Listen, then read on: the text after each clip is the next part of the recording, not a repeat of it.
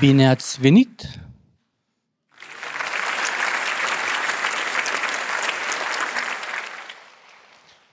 So I'd like to invite you to join me in a small exercise to just calm the mind down and center your mind. So if you can, please move kind of towards the center of your seat. Like keep your back away from the back of the seat. Put your feet flat on the floor, for those of you who can. And then put your hands maybe on your knees or your lap.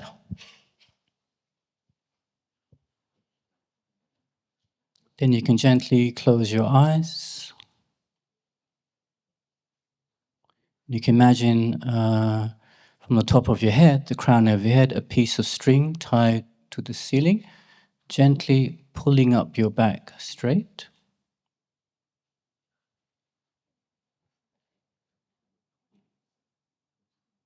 Then just take your mind inside.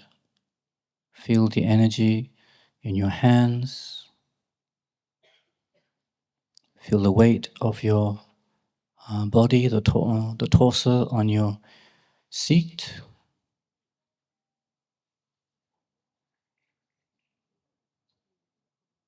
And feel the feet firmly on the floor.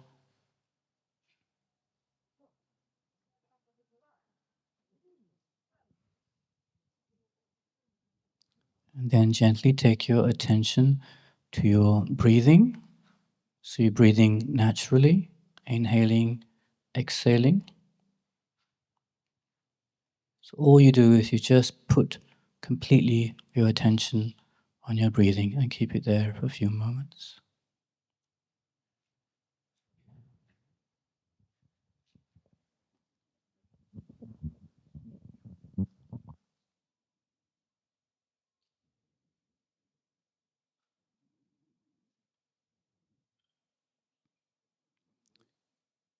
And from there you can actually try to imagine as you breathe in, it's not just filling up your lungs. You can imagine the breath going all the way through your whole body, down through your torso, hips, legs, into the feet, going down the arms into the hands.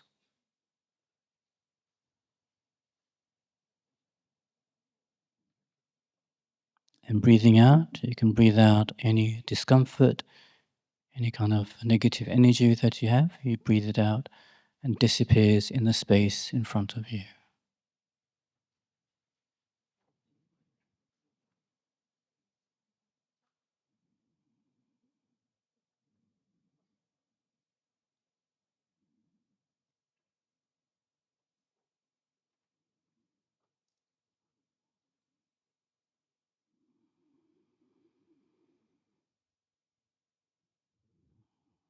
Okay, thank you very much. Now you can relax, open your eyes. You can relax back on your chair.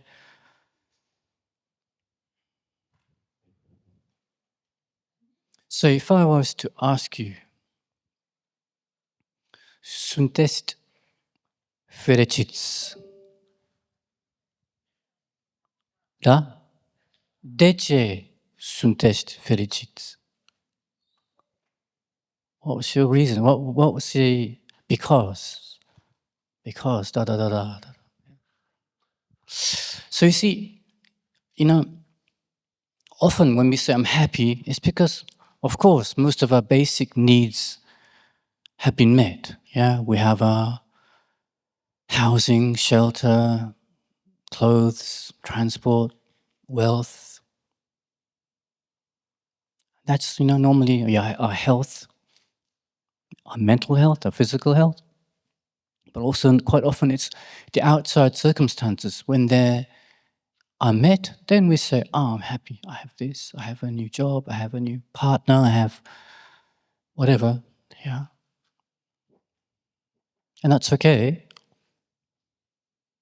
But you see what happens sometimes, we try and associate the object, the person, the situation, the place as actually the cause, the source of our happiness.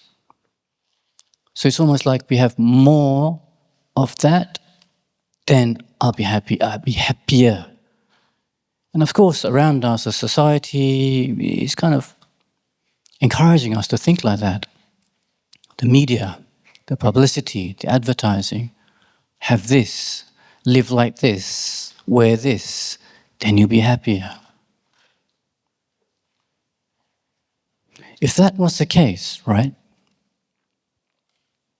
Because here in the West, we are living a very privileged life, we would be absolutely blissful, right? We have everything we need, isn't it? So why is there so much fear, anxiety, worries, depression? You have to think. Because if that was actually the cause of happiness, the things we out there, as our sense faculties come into contact with the objects, we try to, the pleasure's okay, that's perfectly okay. But the idea is, the pleasure comes from the object, I must have more of that object, because that's where the happiness is coming from. So you kind of we mix the pleasure as happiness, and we want to possess, have those objects all the time. And that's not always possible, right? That's not always possible.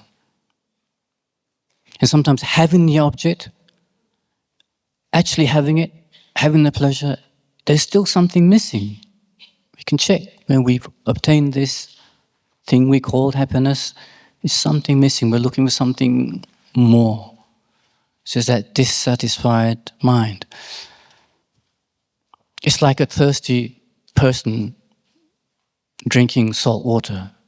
Every sip is just not enough. You actually want more and more. And it's actually around us the way we live.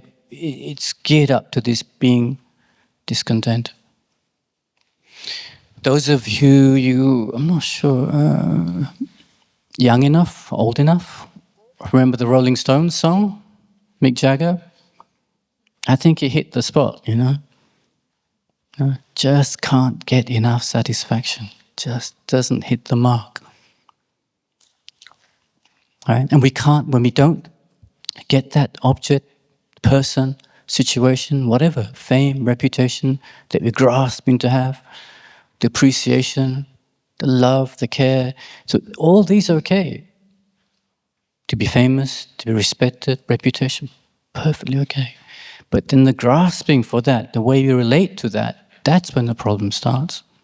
Same with the objects around us. It's not the phone, it's not the television, it's not the car. How we relate to the objects in that kind of grasping way, that's when our problems happen, right? Then not having them, there's this irritation, frustration, irritation of the person that couldn't give what we wanted, the place couldn't give what we're expecting to have. So the mind's up and down, right? So then we say, is that really fericits? Yeah. So see, from the Buddhist perspective, real happiness is when the mind is well, it's peaceful. So what stops the mind being peaceful is exactly these kind of negative emotions, these negative states or factors of mind within our mind that arise due to the stimuli around us, the people we're with, the media, what we're watching, who we're talking to. Yeah. So we can control that, you know. It seems impossible because it's so hard, but actually it comes through the mind being disenchanted with the objects and the people and the situations as being the real sources of our happiness. Because our happiness comes from the mind. The same person that we loved, cared for, cherished, couldn't imagine separating from. What happens in the divorce courts? Yeah? We can't separate from this person, this place.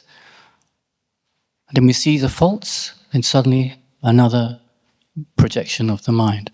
So even the Dalai Lama, quite often now, he's relating with psychologists, and many psychologists are saying that actually what's happening is when we have these negative states of mind, we do not see reality. We do not see the person anymore. We don't see the places, the objects as they are, because we glorify. Of course, they may have qualities to them, but we glorify them. We can't bear to separate from them. So that's kind of very possessive mind, and that really clouds our discrimination. And same when aversion, irritation, anger happens, we don't see the person as they are anymore. We have a fantasized image, a negative image of that person, and that's what we see. So very little room for love, care, respect for this person. There's other states of mind that come. The jealousy comes when we compare ourselves with others who are better in terms of what we'd like to have, we can't have. So instead of the mind rejoicing, which is fantastic, how wonderful that person has a better life, relationships, family, whatever you consider that they have that you don't have, instead of being in that lack, you think wonderful for them. And the mind loosens up. It's so much peace comes. So there's other mental factors that arise like that. The anger, the attachment, the jealousy, the pride. So here the pride is not like a confidence of what you know, what you've achieved. That's perfectly all right. It's just that the negative pride that then becomes obsessed with our qualities, our looks, our knowledge, our background, our origins. That's when we start to look down on others. That's not so helpful, and that's a very disturbing mind. Also, you can't learn anything new because of that kind of mind. So that comes opposite of that mind, being humble. What do you know? What else can you learn from others? Just humility, right? So from the Buddhist perspective, compassion, we talk about compassion a lot. Compassion is a mind that wishes others to be free from their difficulties. So what's difficulties? We think of the outside circumstances, what's happening. But actually, it's actually talking about where the actual source of difficulties is the mind, right? When all these different negative mental states are rising, that disturbs the mind, takes away the peace of mind. But first, we need to do it for ourselves. We need to see when we're more at peace is when we have a mind that's content with what we have. When the mind is more loving, even when somebody's upset, irritated with us, what's going on in them? Maybe they don't even have an intention to harm us, but because of our buttons, our sensitivity, we get pushed. Right? So loving kindness, tolerance towards others, being patient with others, the situation we're in, we can't change sometimes. That's when the mind is more at peace. And when there's jealousy coming, start to rejoice. Rejoice in others, what they have, what you can have. Because the jealousy that we have will never get us the things we'd like to have. Right? And etc. The pride, and when it's depression coming, etc. Depression, mind goes down. I'm not good enough, I'm worthless, this happened to me. But aren't we connected with so many beings, like sitting here in this room? The clothes I'm wearing, the food I had, the shelter we have here. So many beings we do not know at all have contributed to our simple comfort, happiness. You go home, your flats, your cars, the food you're eating. So many beings contributed to that, and they are just like us, looking for happiness in many ways, looking not to have any kind of difficulty in their life, just like us. So when you hear sometimes the Dalai Lama saying, we have to see ourselves as 7 billion beings, one family, I think it's going towards that. Wherever we are, we're actually the same. Okay. So I'd like to just have a few moments. We just kind of close our eyes and think about first ourselves, how we are in difficulty because it's emotions, and we have the power to free ourselves from that. Then we wish that for all the beings around us. You start with the people right here in this room next to you. Maybe you know them, maybe you don't know them. The family, friends, in the city here in Cluj, in Romania, around the world.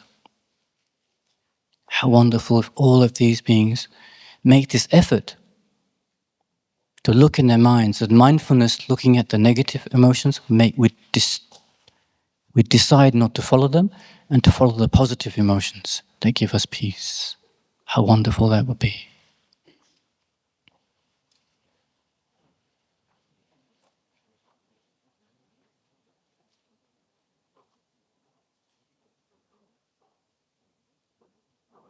Okay. Mulțumesc.